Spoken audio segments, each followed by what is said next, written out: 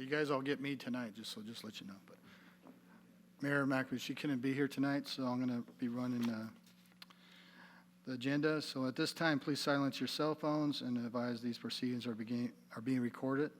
For those physically present in the council chambers who desire to address the city council during the meeting, please complete the request to speak form available at the front entrance and present it to the city clerk. Speakers physically presented can participate via Zoom and will be called upon at the appropriate time, but each person is allowed 3 minutes of speaking time. So city clerk, can you make the Zoom broadcasting announcement, please? Thank you, Mayor Pro Tem. As of June 15th, the City of Grand Terrace reopened its public meetings. If you would like to participate telephonically and speak on an agenda item, you can access the meeting by dialing 1-669-900-9128. Enter meeting ID number 863-4029-0750 and password number 179830. You will be placed in the waiting room muted until it is your turn to speak. You may also submit your comments by sending them to ccpubliccomment@grandterrace-ca.gov. City of Grand Terrace thanks you for doing your part preventing the spread of COVID-19. I call to order the convening of the regular meeting of the City of Grand Terrace Council on Tuesday, August 24, 2021 at 6 p.m. Tonight we'll be closing in memory of Leo Doyle and Al Aldaco.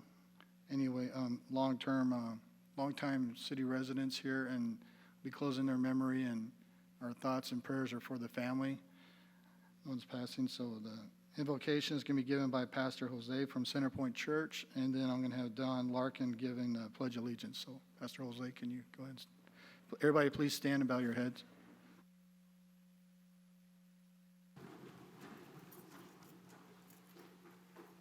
Let's pray. Lord God, as we humble ourselves before you this evening, Lord, we recognize your goodness, Lord, and your grace. We recognize it, Lord, as something that we so don't deserve. But God, we thank you for it. We thank you for your goodness and your grace towards us. Lord, as this meeting prepares to come to order, Lord, I pray that you would instill clarity of thought this evening, Lord, that you would provide ears to hear and eyes to see. God, I pray that you be with each and every person who intends to speak this evening, Lord, that you would provide them wisdom and discernment with their words. God, I pray that each and every thought, action, word, decision that's made this evening be one that glorifies and honors you. We love you, Lord, and we pray all these things in Jesus' name. Amen.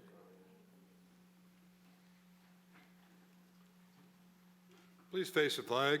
Put your hand over your heart, or if you're in scout uniform, render the proper salute. Join me.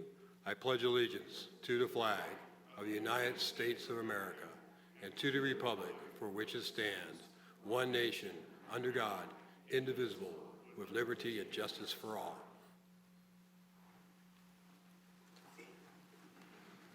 Thank you, Josue. Thank you, Don. Okay, the first item of business is reordering or additions or removal items from the agenda. Oh, yes, we got to do roll call. City Clerk, can we have roll call, please? Thank you. Councilmember Allen? Present. Councilmember Robles? I am here. Mayor Pro Tem Hussey? Physically here. Councilmember Wilson and Mayor McNabo are absent. Mayor Pro Tem, you have a quorum. Thank you. Okay, so item A, reordering of additions to or removal items from the agenda. So. Yes, Mayor Pro Tem, we want to pull the closed session item, which is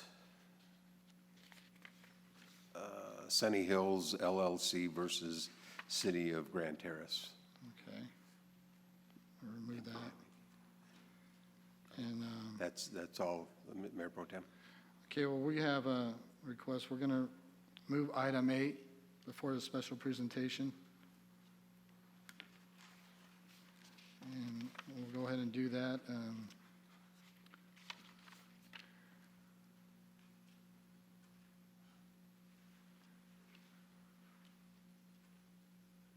Let's see. Do you need a motion to do, Yes. to We have do a that? motion. I make a motion to move item 8 and to pull the item that you wanted pulled, Mr. City Manager. Yes. I'll second.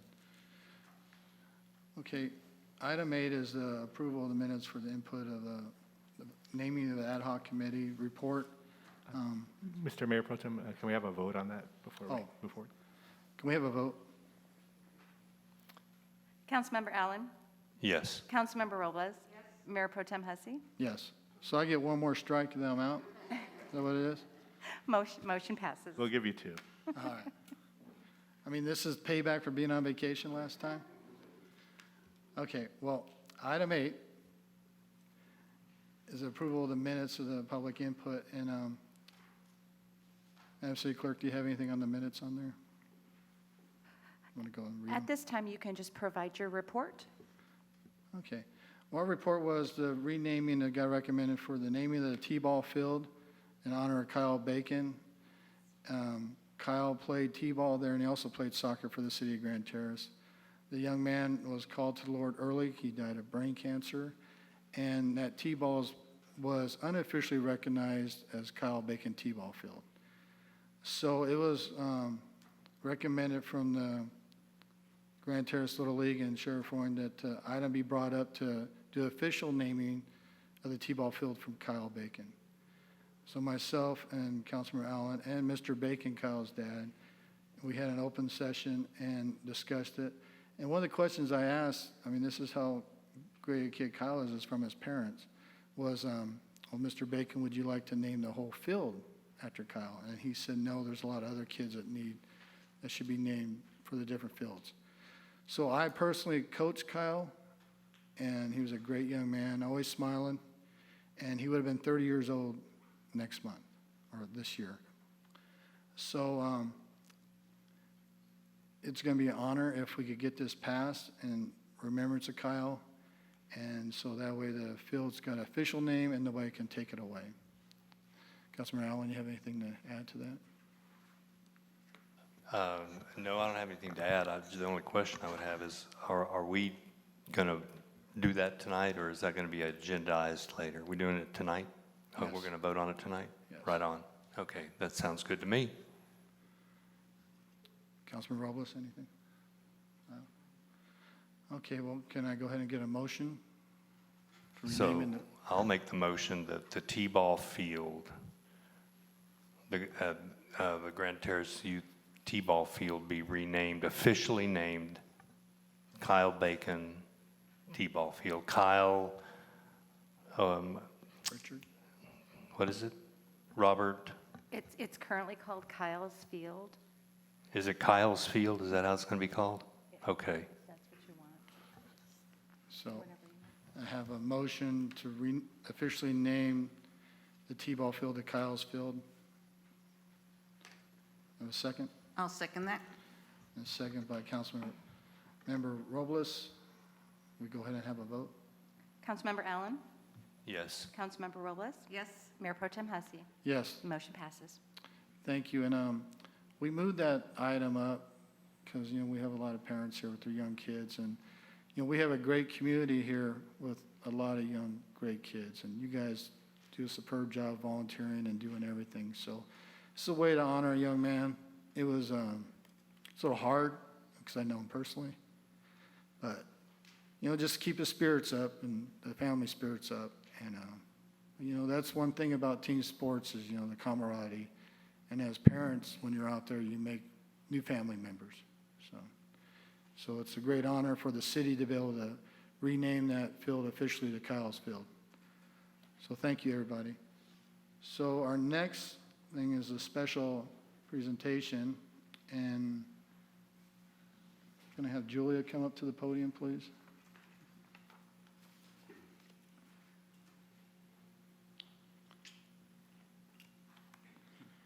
Good evening and thank you. Thank you, council members, city officials, our wonderful law enforcement, and our community, Troop 40, Boy Scout Troop 40, Girl Scout Troop 76. Thank you all for being here and inviting us here tonight. I would like to call up a few people to help me.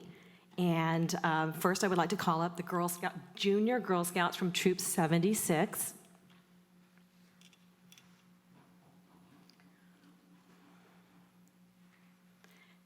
These girls are currently in 6th grade, but they are wearing their junior vests. They're technically going to be cadets now, but they are 4th and 5th graders in our junior year.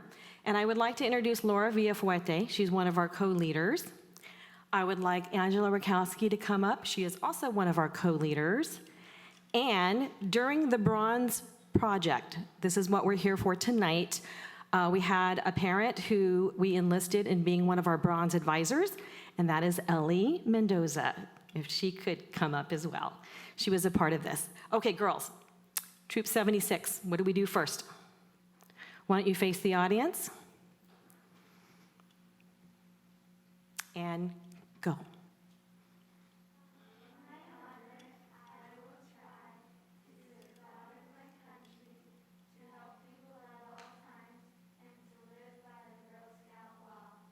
Thank you. So I want to introduce Troop 76 and tell you a little bit about this Bronze Project that they did. When girls enter into 4th and 5th grade and they become a junior, part of the Girl Scouts isn't just selling cookies. They work on badges, and they have to do what's called a journey. They pick the journey that they want to work on. It is very intense. Laura is our journey leader, so she does all the lesson planning for the journeys, and the girls work really hard to accomplish that, because that is a requirement with Girl Scouts that you have to do that before you can decide to do the Bronze Project. The Bronze Project is one of 3 different kind of projects that you can work on as a Girl Scout. The Bronze Project is the highest award a junior Girl Scout can earn. Then they move on to become a cadets, which they are going to be, and then they can work on their Silver Project. Same thing, they need to finish a journey first, then they move on to their Silver. And then we've heard of the Gold Award. That's the final project that they can work on. So the girls have the decision whether or not they want to do the Bronze. These girls, wave everyone, these 8 girls in our troop worked on their Bronze Award, and it's a big responsibility because they were supposed to go out into their community, which is Grand Terrace, and find something that needed work, something that they could work on that was sustainable. And then they had to fill out a lot of paperwork. Do you guys remember the paperwork? They each had to fill out what they wanted to do, why they wanted to do it, how they wanted to do it, and why it would be sustainable. And they came up with a lot of great things in Grand Terrace. They wanted to fix your crosswalks. They wanted to plant more trees in certain areas. They wanted to help the elderly by doing lawn work. There were many projects that they wanted to do, but this was also during COVID. And one of the things that was presented was, how can we help our elderly who are not able to leave their facilities, who can't get visitors, who might be down, who might not be in good spirits? So they came together with a plan to bring something to them. And the project was that they built a bookshelf with wheels that could be moved in their facility and bring them fun things like puzzles and DVDs. So the girls designed these bookshelves on their own. They created posters to ask the community to help. And I want to thank the Grand Terrace community because we received probably over 500 books, puzzles, and DVDs for this project. The girls went out and asked local Barnes & Nobles for help. They donated 100 new book material. They went to Home Depot. And when we say they went, yes, we went with them, but we didn't do the talking. We actually have video proof that they did the talking. They planned it, they talked to them, and they told them what their project was, and they said, will you please help us and donate the material?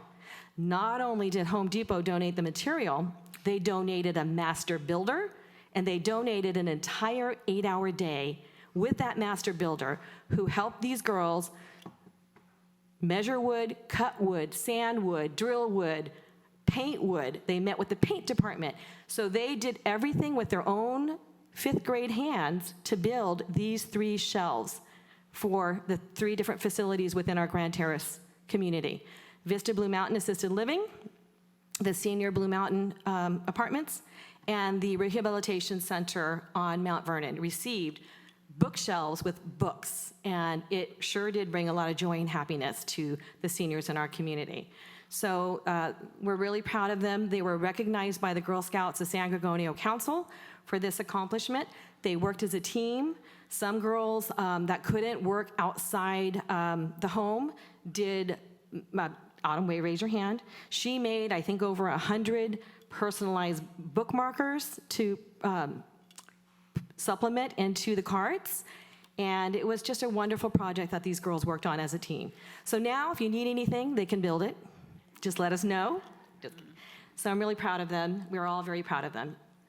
And I can't wait to see what they're going to do next. So I will call them up. Well, let's hold on a second. Okay, Sorry. that's okay.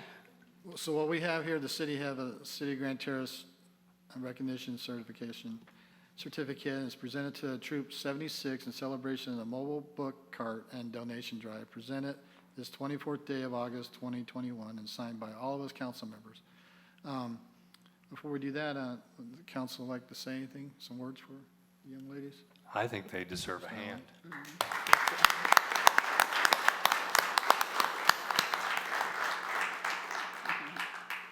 Thank you, young ladies. It's very impressive and very sorely needed. My granddaughter came and spent the night with me because she said I was a shut-in old lady and I needed company. Thank you. So that's very nice. Now, on the book mobile, do the girls take time to help, read to some of the people in the? Well, they're still in a position where they can't get visitors on site, and they can't, really aren't supposed to leave. So eventually, just some prior knowledge, the girls were invested with our elderly because they were doing community service at the Vista Blue Mountain. During COVID, they did other things in addition. They did a sock drive. They were able to give socks and blankets and masks to the different facilities and random elderly individuals. When somebody requested something, we planted it on their porch and we delivered. They did many other things. They planted plants.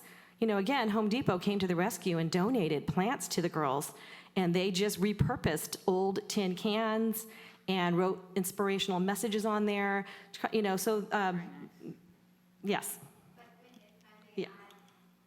They did do some reading prior to COVID and the shutdown. They would go out to the facility, specifically the one in Mount Vernon, assisted living, where they did read to the patients and serve them cookies and tea and just spent time with the seniors. There's a lot of loneliness and a lot of, forgotten seniors.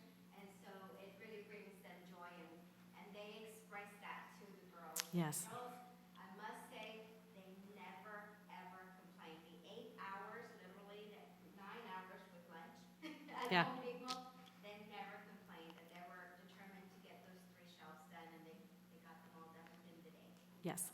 And once COVID gets, once we get past a certain point, they will be back. They're invested in helping, especially at our facilities here within Grand Terrace. They want to be involved and do activities and engage. So we're going to continue when we can. But this was a project that was really dear to them because of that connection that they had and the need. They saw that there was a need, and they came together to fulfill that need. So they worked really hard. Well, great. Well, what we'll do now is we'll have you come up, Julia, and you'll announce their names, and then the council will be up here and congratulate them and present with a pin, and then we're going to line up there for a picture. But I just want to say one other thing. Thank you, young ladies, for doing this. It's a great thing, and thank you guys for being the leadership that they need so they could be up there. It's going to change one day, and they'll be the moms and stuff. I know not soon enough, but just wait. But it's great to have all these volunteers. Mr. Milhauser, do you have any work for them to do since they're doing work? Well, they're certainly an outstanding group, and they've done a wonderful job now, and I'm sure we can find something working with their leader, sir. All right. Well, thank you, and we'll go ahead and present the certificates for these outstanding young ladies. Thank you.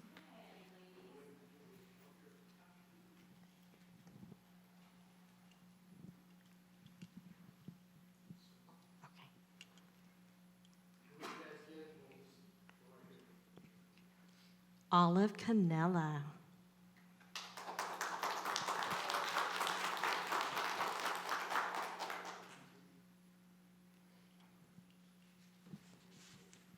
Ava Ferncoast.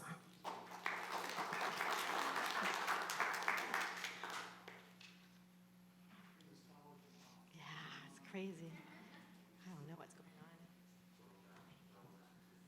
Jillian Mendoza.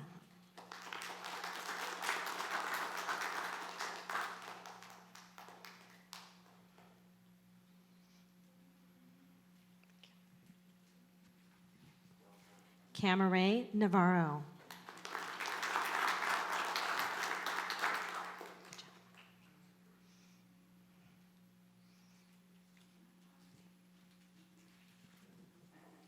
Ada Perez.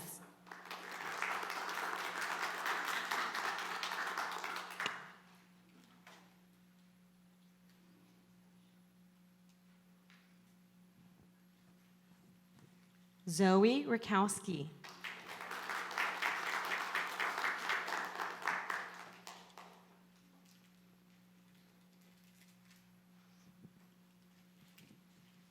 Victoria Villafuerte.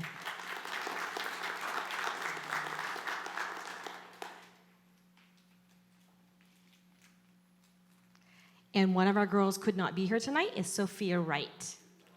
I'll make sure she gets that. Thank you very much.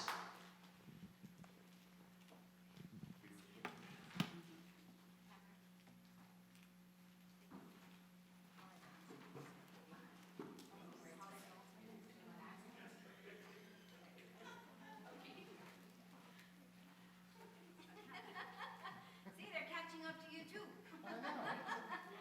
You know I'm shrinking.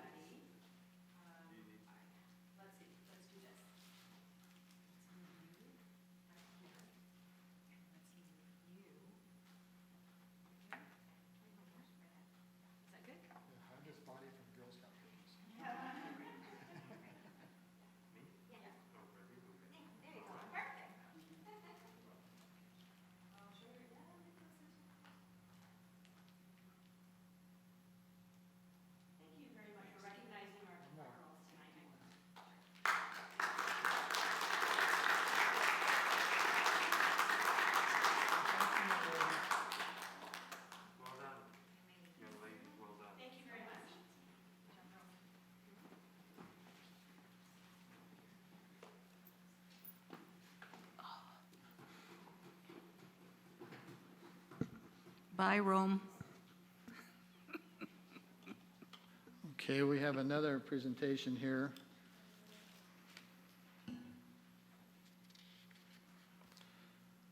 Yeah, here's my glass. It's like, wait a minute, it's blurry now. All right. Joseph McCollin is going to be introduced by Don to provide information outlining why the recipient is receiving the certificate of recognition.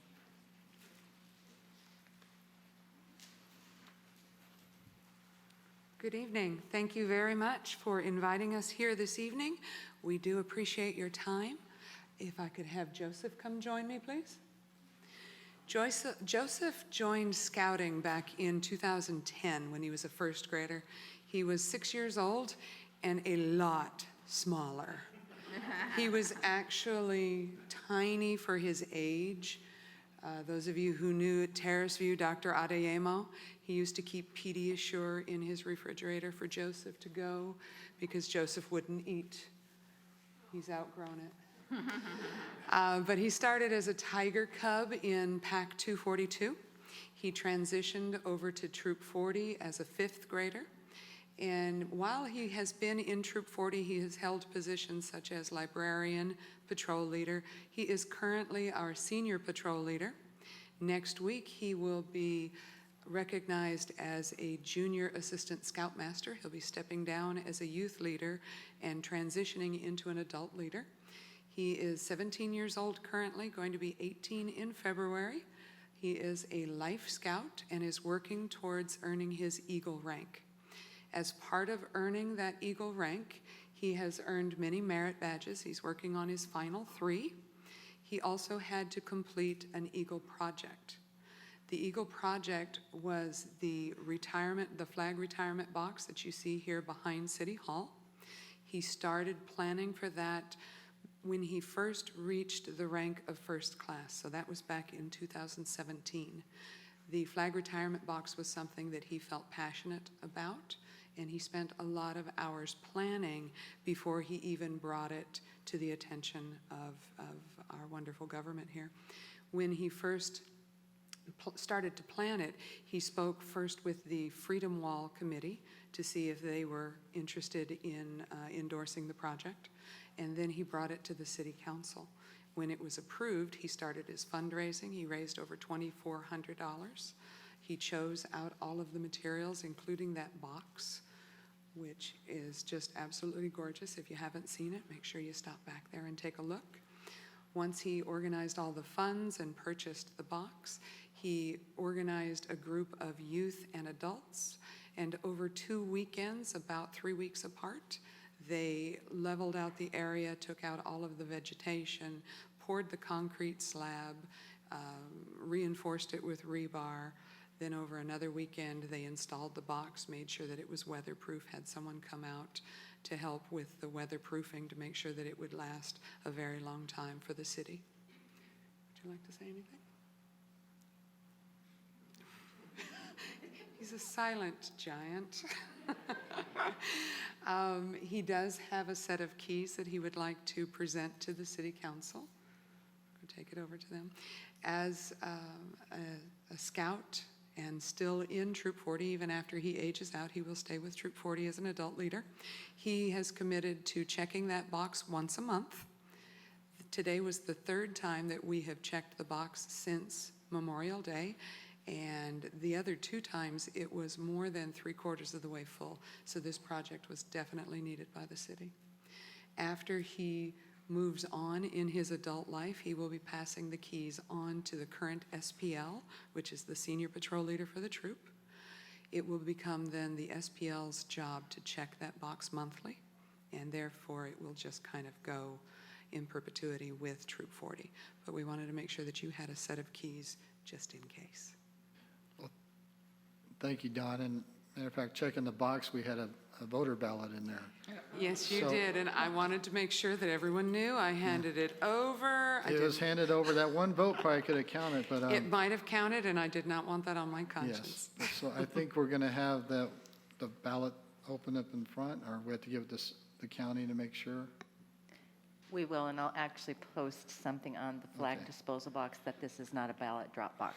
Thank you. Just It's- during the Just to election be sure. time. We will It's- check it again before September 14th, just to be certain, but It's better looking than the ballot drop box. isn't it So a nice looking one? especially the Marine Corps part, not. Yeah, he did a good job with choosing it out. But anyway, I'm gonna read the certificate and recognition, and then we'll have the council say a few words, and then we'll have them come up here and get a certificate, and we'd like you to join us with them, and take our picture. But anyway, the City of Grand Terrace Certificate of Recognition presented to Joseph McCollum for Troop 40 in celebration of the U.S. Flag Disposal Box Project, presented this 24th day of August 2020 and signed by all the council members. Any of the council members like to speak on this behalf? Councilmember Allen?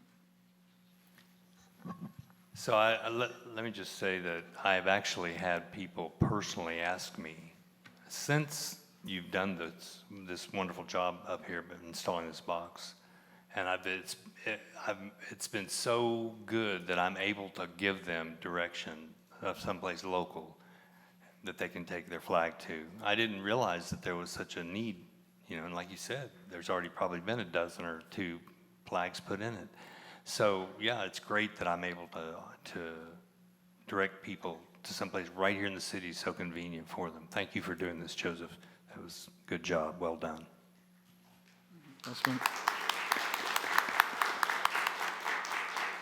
Councilman Robles? Yeah, I just also want to thank you, and I can imagine this is a good experience too for when you start entering the workplace and you're going to be given a project and you're going to be tasked with, how do you execute the project and troubleshooting it and all that kind of thing. So we both benefit, us, the community, and you also, and I want to thank you very much for you doing your hard work.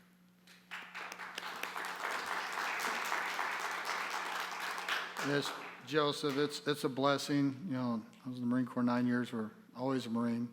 Councilman Allen served in the Army, and we have a lot of other veterans here, but we take, Old Glory personally. A lot of us fought for that flag, and a lot of our, fellow Americans died for those flags, and it's only proper to give it the proper retirement instead of just throwing it away in the trash. So that, I've donated flags in that box. I was grateful because I was collecting them. And, when you first brought this project to the council, I'm like, man, this is dead on. This is great. It's one of the best things I've seen since the 7 years I've been on this council. So thank you very much. As as a Marine, thank you. As the fellow service members, we thank you, and it's just a great way to put Old Glory to rest and, celebrate her life when she was representing this country. So thank you very much. And so we'll have you come up here and we'll give you a certificate and give you a pen. Council members, join me, please.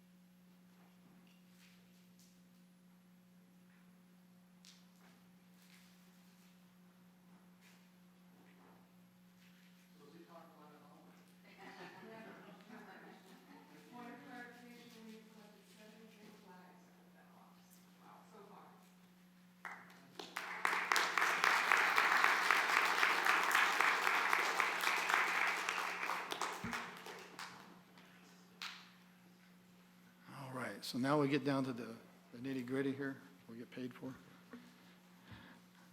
So the next item is item C, the consent calendar. The following consent calendar items are expected to be routine and non-controversial. They'll be acted upon the city council at one time without discussion. Any council members, staff members, or citizens may request removal of the item from the consent calendar for discussion. Do I have any requests to remove any items? Madam City Clerk, anybody from the public? We already did that. We did the consent calendar? We didn't No, do the I'm sorry, consent the calendar. removal? No, sir, no, we didn't. Okay. Are you, I apologize. No, no. okay. You've been hanging out with me too long. Council members, do you have any requests? I'll move the item. Second. First by Councilmember Robles and the second by Councilmember Allen. Can we have a vote, please? And Councilmember Allen? Yes. Councilmember Robles? Yes? Mayor Pro Tem Hussey? Yes. Motion passes. Thank you. Move on to public comment. This is an opportunity for members of the public to comment on any items appearing on the regular agenda because of restrictions contained by California law. The city council may not discuss or act upon any of the items not on the agenda, but may briefly respond to statements made or ask a question of clarification. Council may also request a brief response from staff to questions raised during the public comment, or may request the matter of agenda item for future meetings. Do we have any public comment? No, Mayor Pro Tem. All right, moving on along. Thank you. Unfinished business, none. New business. So item number 6 of the new business is update to the vehicle mileage travel, VMT, traffic impact analyst guidelines, and can be presented by Mr. Wise from the Planning and Development Services. Good evening, Mayor Pro Tem Hussey and council members. For the record, Steve Weiss, Director of Planning and Development Services. Can we get the PowerPoint up, please? Just to give you a little bit of background, about a year ago, you actually adopted a resolution. It was actually in July, based on what's called vehicle miles traveled, which was a different way that the state requires projects to be analyzed on what's called vehicle miles traveled as opposed to what was called level of service. So it basically is trying to capture all of the vehicle trips more on a localized basis. So the thresholds, no PowerPoint? Oh, it's still warming up, okay. Thank you. So the thresholds under this, under the California Environmental Quality Act, that's what that's all about. So when large projects, we have a couple big projects coming down the line, for example, and one is the Barton Road Specific Plan Update, and another is the Gateway Lewis project. And these projects have to use what's called VMT, or Vehicle Mileage Traveled, as the model for analyzing the project as to what improvements need to be required for the area. And VMT is more of a localized neighborhood type of aspect. The resolution 2026 that you approved actually has all of the criteria in there handed down by the state and the Office of Planning and Research. What also got was it wasn't adopted by the council, but guidelines to the traffic impact analysis was also developed, and it's a living document, and it's to look at how traffic studies are analyzed. And so we were kind of the new kids on the block when we started doing work on traffic studies and that, and not just us, but a number of jurisdictions and counties realized that we were attempting to take an extremely, what I would say, conservative approach to analyzing neighborhood serving uses and that. We work closely with with SBCTA on this, and a couple of areas of revelation we actually discovered. So as the city embarks on these projects, Barton Road, Gateway, as I said, jurisdictions similar to Grand Terrace, they're refining trip generation consistent with our adopted resolution. So again, this is for information for the council. So when you see these projects, you'll understand how the methodology we took to this. So local serving retail projects of less than 50,000 square feet can be presumed to have a less than significant impact absent substantial evidence to the contrary. Local serving retail generally improves the convenience of shopping close to home and has the effect of reducing vehicle travel. We did a little video the last time we were here, and it kind of showed, when you go out, you don't just go out, you go to different places, and then you add the trips up that way. So it's not just like driving to LA and back. You basically make a number of trips in between, and that's how it's modeled. There are, at the discretion of the city, we presume to have a less than significant impact as the uses are local serving, and that's what we always attempt to do. However, there is a gray area sometimes, and what we don't want to do is we don't want to hurt ourselves when we analyze projects. The threshold ties directly, as I said, to the Office of Planning Research Technical Advisory Memorandum, which went through extensive review, thousands of pages of analysis, and it's in our Grand Terrace VMT resolution. And by adding retail opportunities into the urban fabric and thereby improving retail destination proximity, local serving retail development tends to shorten trips and reduce VMT. And we have some projects that have hotels, that could have hardware stores, that have other things that it's going to really serve the local community. Grand Terrace presumes to have such development that creates a less than significant impact. Many cities and counties, as I mentioned, define local serving and regional serving retail in their zoning codes. Lead agencies may refer to those local definitions when available, but should also consider any project-specific information, such as market studies or economic impact analysis that might bear on customers' travel behavior.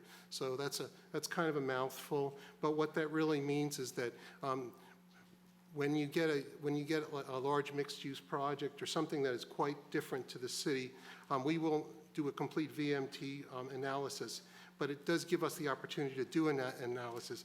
If we used the more conservative measure, we couldn't even do the analysis. So that we don't want to preclude the city from being able to compete for good projects.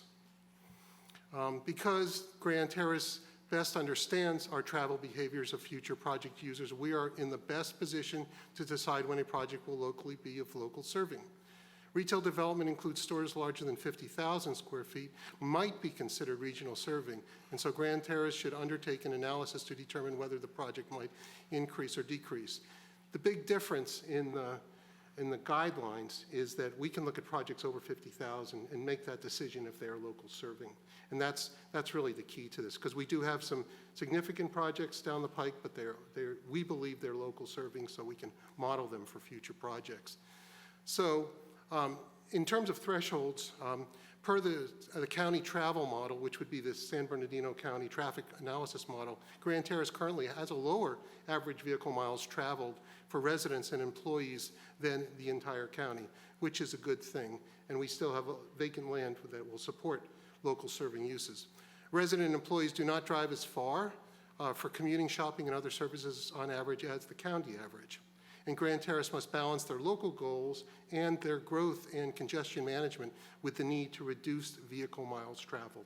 So that's something for example, with Barton Road update, we're looking at that very closely to again, not preclude businesses from coming into Grand Terrace, even though they might kind of be on the cusp of that 50,000 square foot. So staff's included refined retail opportunities consistent with the state-adopted project threshold direction, and we've actually, in one of your attachments in the threshold guidelines, we've included language similar to this. Comparing it back to the county average encourages development in this vehicle miles traveled, efficient locations, and further supports the legislation of Senate Bill 743, which was the original vehicle miles traveled. And hard to believe that was established back in 2013 and didn't go into effect until July 1st of 2020. So staff's determined that this aligns with the local goals, vision, and values of the city of Grand Terrace. As adopted, thresholds will result in a less than significant impact, but it will be closely analyzed. And again, you'll be seeing all these projects, but just so there are no surprises there. So this threshold is consistent with how other resource areas are currently evaluated under the California Environmental Quality Act. City staff has determined that this most closely aligns with the local goals, vision, and values of the city of Grand Terrace. And I just want to reinforce, this isn't something we had to bring to you, but I felt we had to bring it to you so you know that we are looking at this a little differently than we did a year ago, just because we didn't have any projects that actually analyzed anything like this on a regional to local basis. So anyway, that concludes my remarks, and be happy to entertain any questions you may have. Thank you. Council have any questions? Councilmember. Thank you, Mr. Weiss, for that staff report. And I just have a quick question. Can you tell me what is the difference in local service uses and regional? So when I talk about difference, I'm talking about the mileage difference, the distance difference. Would it be distance or uses you're referring to? The difference in distances, that when they rate something as being a local serving area or a regional. Yes, it's a good question. There are what are called target areas when you do the analysis. So they draw concentric circles around these areas. So it's where do you go to shop? Do you just shop at one place? Do you shop at two? Do you go get a cup of coffee? Do you go to the daycare center? And all of that gets concluded, and then you shake it up in the model. And the thing is, the model takes days to do. So you got to get it right. You really have to get it right the first time, or you're going to be kind of spinning on this thing. So if something comes in that's say a little bit, that could be questionable on the cusp, that's when the model is most effective. And we look at this and we see how it works best, but we don't want to preclude ourselves from a really good use coming in that could be outside that range. And the county, to their credit, they were trying to be as conservative as possible, but they've even changed their position on this. So we're all in lockstep with this. Okay, thanks. Councilmember Robles, you have anything? We open this up for the public too. Right now, we'll open it for public for any comment. Do we have any public comments?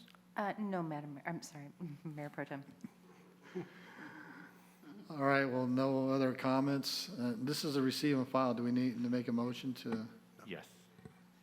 All right, can I get a motion for the receive and file? Make the motion to receive and file. Motion by Councilmember Robles And I'll second it. and second by Councilmember Allen. Can we have a vote, please? Councilmember Allen? Yes. Councilmember Robles? Yes. Mayor Pro Tem Hesse? Yes. Motion passes. Thank you, Mr. Weiss. Thank you. All right, we're going to move to item 7.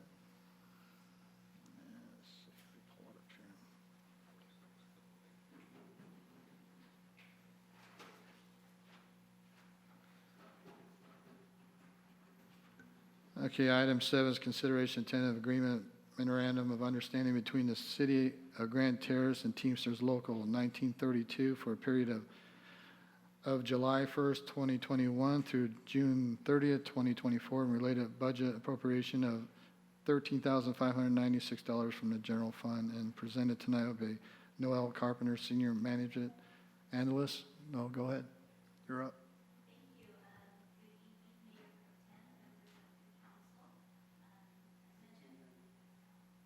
Thank you. Thank you. Good evening, Mayor Pro Tem and members of the City Council. As mentioned, my name is Noel Carpenter. I'm the Senior Management Analyst here at the City of Grand Terrace. And before you tonight, we are presenting the tentative agreement and memorandum of understanding between the City of Grand Terrace and Teamsters Local 1932. This will be for the period of July 1st, 2021 through June 30th, 2024.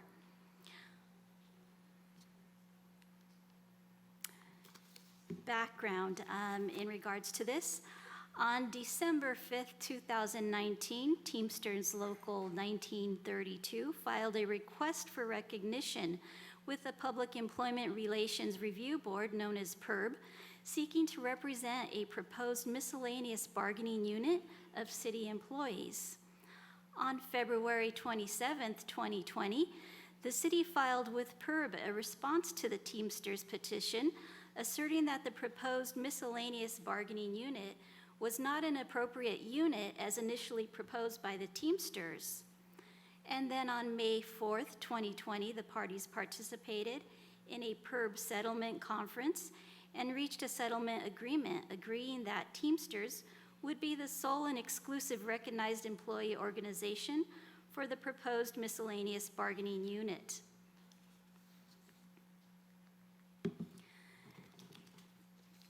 The miscellaneous bargaining unit is comprised of all permanent and full-time employees. It does exclude all management, confidential, and supervisory employees, all part-time, temporary, and at-will probationary employees, all retired annuitants, and the classifications of assistant planner, principal accountant, and management analyst.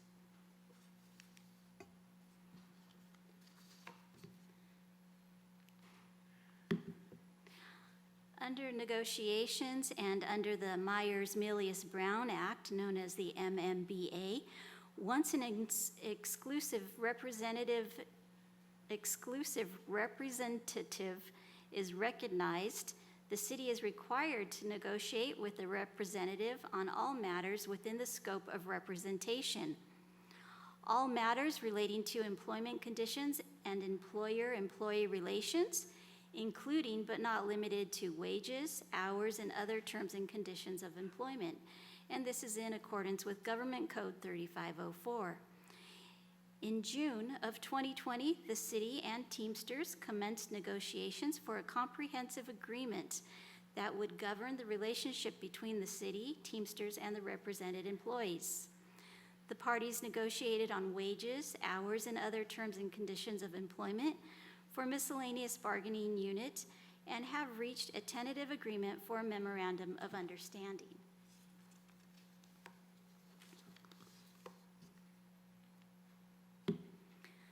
The tentative agreement is for the period of July 1st, 2021 through June 30th, 2024.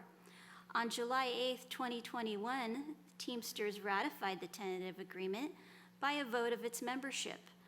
Government Code Section 3505.1 states, if a tentative agreement is reached by the authorized representatives of the public agency and a recognized employee organization or recognized employee organizations, the governing body shall vote to accept or reject the tentative agreement within 30 days of the date it is first considered at a duly noticed public meeting. If the governing body adopts the tentative agreement, the parties shall jointly prepare a written memorandum of understanding.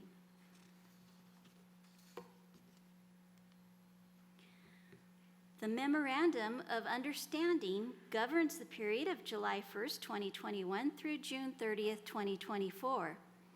It was concurrently prepared and signed by the representatives of the city and the Teamsters and is subject to the City Council approval.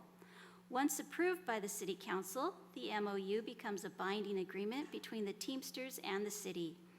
The MOU will govern the represented employees and the agreed-upon subject matters. However, the city may still be required to bargain over the foreseeable effects of certain decisions on matters within the scope of representation.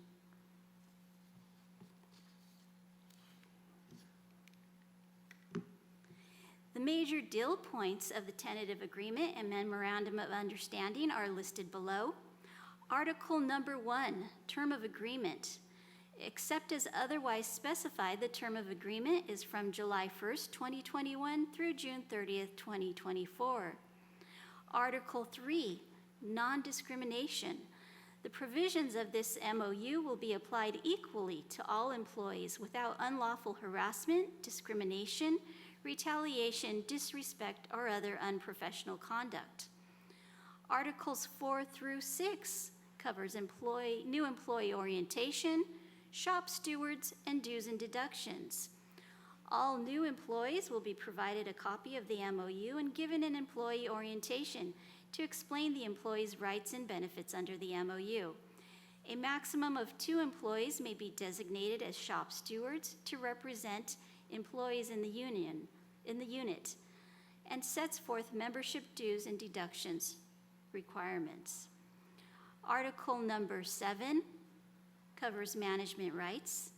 The city retains all of its inherent management rights, functions, and authorities, provides the subjects outside of the bargaining that the city has the right to unilaterally make decisions on, subject to any statutory obligation to engage in impact bargaining over the foreseeable effects of the decision on matters within the scope of representation. And Article number 8 covers salary. In 2021, a 3% salary increase based upon the employee's regular base pay determined as of June 30th, 2021. In 2022 and 2023, a 2% salary increase based upon the employee's regular base salary determined as of June 30th of each respective year.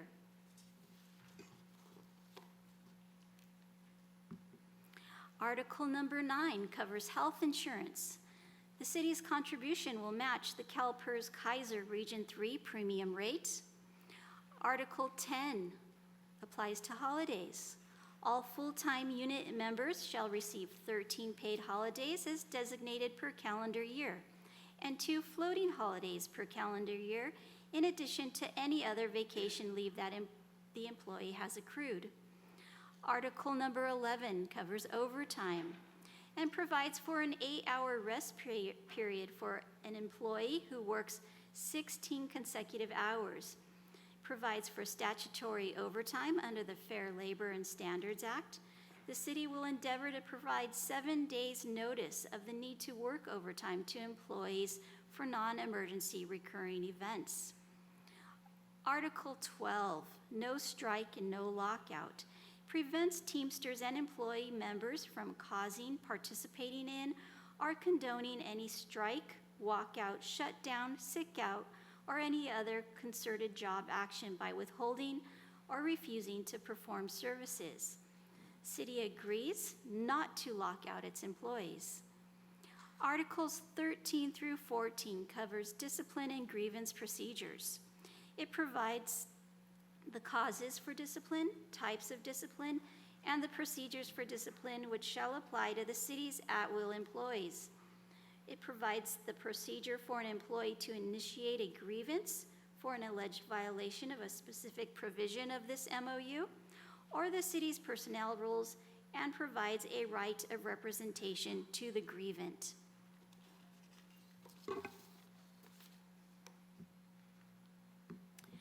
It is recommended that the City Council accept, adopt, approve, and implement the tentative agreement for a Memorandum of Understanding between the City of Grand Terrace and Teamsters Local 1932 for the period of July 1, 2021 through June 30th, 2024.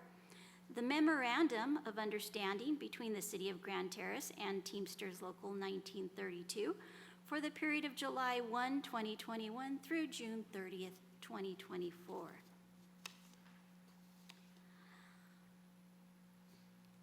At this time, I'd like to ask if anybody has any questions in regards to this information.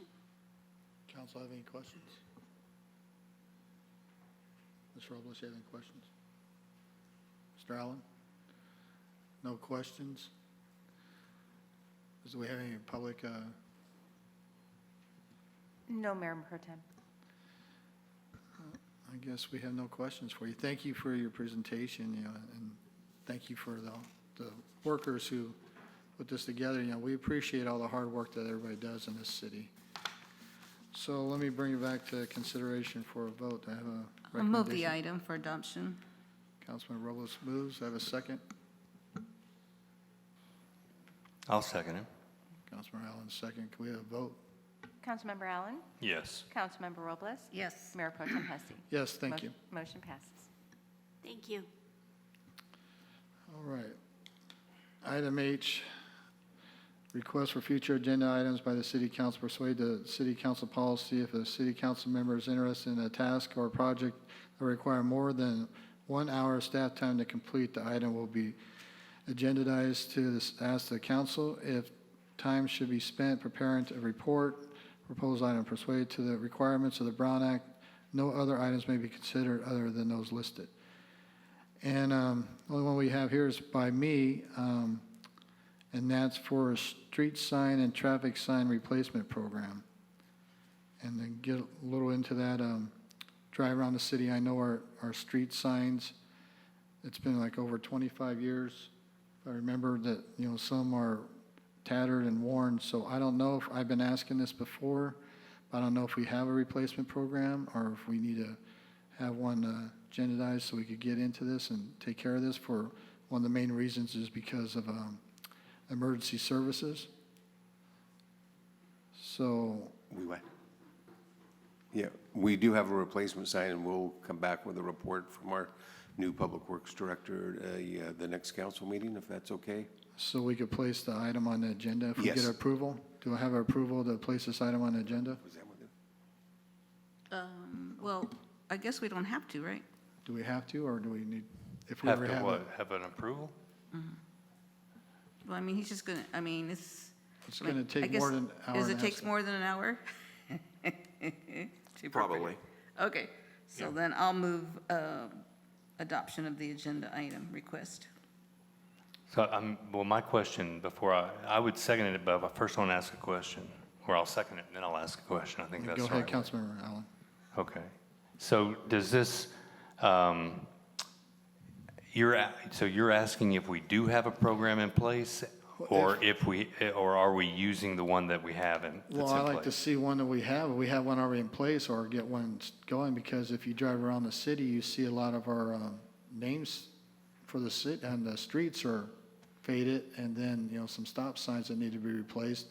But, it's been over 25 years, so I thought we would have the signs replaced throughout the years as it's going through, instead of hitting one big budget. So I like to see what we can do if we have a program to replace these signs. One, my main concern is for emergency services or somebody's coming out of town. I know everybody's got GPS and all that stuff, but still, it's a bad reflection on our city when you can't even see the name of your own street. So that's what I want to know. If we ever have a program, if we could put it on the agenda to get it going, and we could go from there and maybe have to tweak the program or see how much it's going to cost on the general fund. So that's why I brought it up. Oh, okay, because I was just wondering, because, there's a stop sign in front of my house, and it got replaced just a couple of years ago. And so I thought we must have a program, but I don't know I don't know the specifics of it, so I guess if you want to hear the specifics of it, I'll second it. All right, thank you. Can you make them a larger font? Yes. All right, can we get a vote? Councilmember Allen? Yeah. Councilmember Robles? Yes. Mayor Pro Tem Hussey? Yes, thank you. Motion passes. Thank you. All right, the last item I is City Council Communications. Councilmember Allen, you have any communications? No, I just want to thank those that helped out and participated, came out to the senior center for the ice cream social we had last week. That was, if there's any seniors out there who are listening, to check with the senior center, because it is back open and they are doing things. Thanks. Okay, thank you. Councilmember Robles? Yes, I just want to thank the parents. I remember having to work and do things with your children during the evening, so my appreciation to you.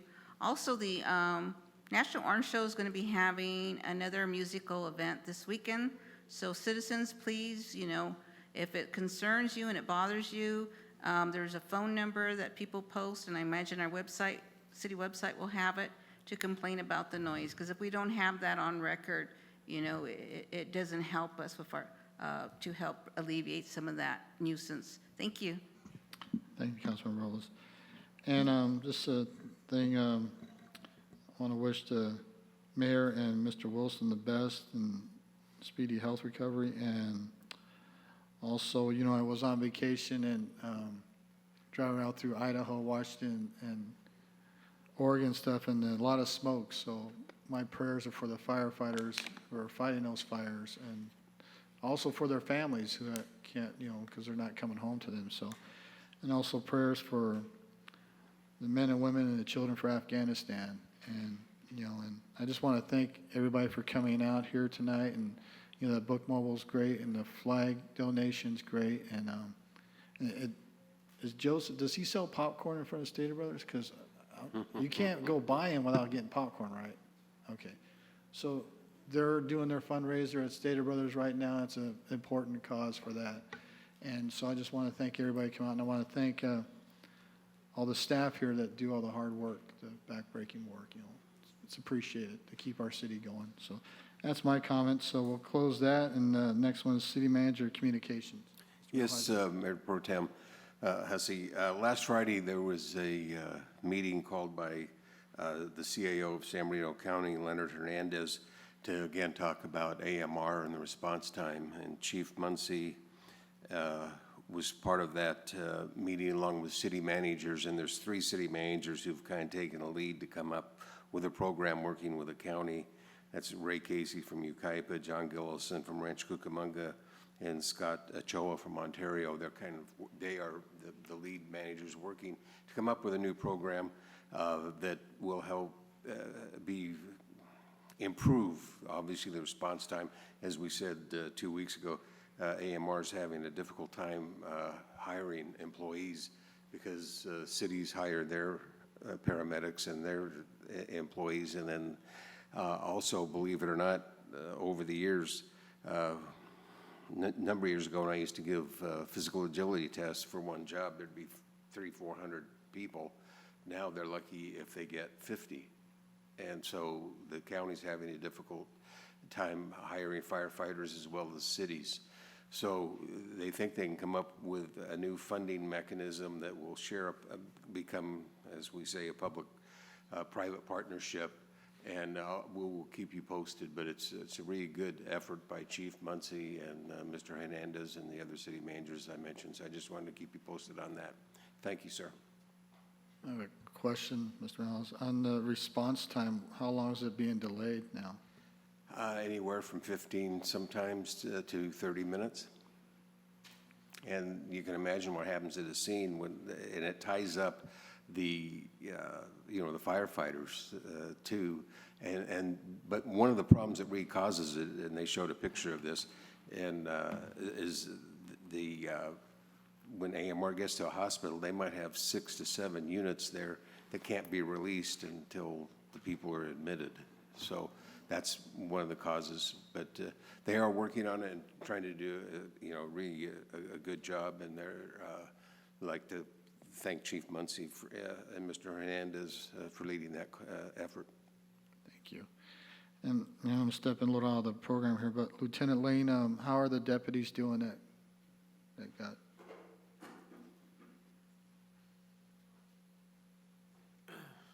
Good evening. You're referring to the deputies involved in last Deputy week's? in the San Bernardino County, the San Bernardino police officers too, in the last incident. How are they doing? Yeah, so Tuesday last week, we had the shooting involving our sheriff's deputy who was assigned to Central Station. He thankfully is at home, recovering. He spent 2 days in the hospital. He had relatively minor issues that he was dealing with in the hospital, but he is at home recovering, and he is expected to come back to work within the next few weeks, so very happy to hear that. Followed by another harrowing event just the next day when San Bernardino Police Department had their contact with that same suspect. 2 officers were injured during that, one more minor, but the other one required some surgery, and I understand that he is still in the hospital but recovering, and I think he's got a long road in front of him, but he's going to be okay. I think that's the latest I heard. Well, thank you. Our prayers go out for our peacekeepers and their families. Thank you for the update, and glad they're still alive. And yeah, thank you, sir. All right, thank you. Okay, the last thing we have before we Close recess. We have a closed session, conference with real property negotiators pursuant to the Government Code, Section 54956.8. And this is in regards to the property 22582 City Center Court, map number APN, or parcel number APN 0277-161-30. City negotiator, Mr. Milheiser, Mr. Guerra, the city attorney. Negotiating parties, San Bernardino County Fire Departments for under negotiation price and terms of payment. And before we go to our closed section, once again, we're honoring Leo Doy and Al Deco, longtime residents here at the city of Grand Terrace, so our thoughts and prayers are with them, and that's all I have. Does anybody else have anything else before we go? Okay, we're going to reconvene. We'll go in a closed session. Thank you.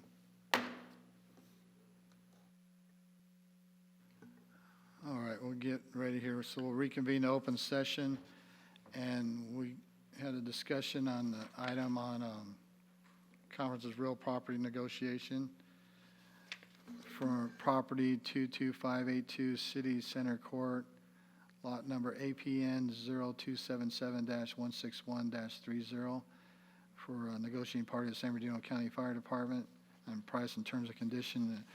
The item was discussed and everybody agreed on it, so we'll bring that back later. So our next regular city council meeting will be held on Tuesday, September 14th at 2021 at 6 p.m. Any requests of the item placed on a future agenda must be made in writing and submit to the city clerk office, and requests will be proceeded to accordance with city council procedures. So I want to thank everybody tonight for bearing with me on this, and wish our colleagues well, and wish the families of Leo and Al well, and thank you. God bless. Good night.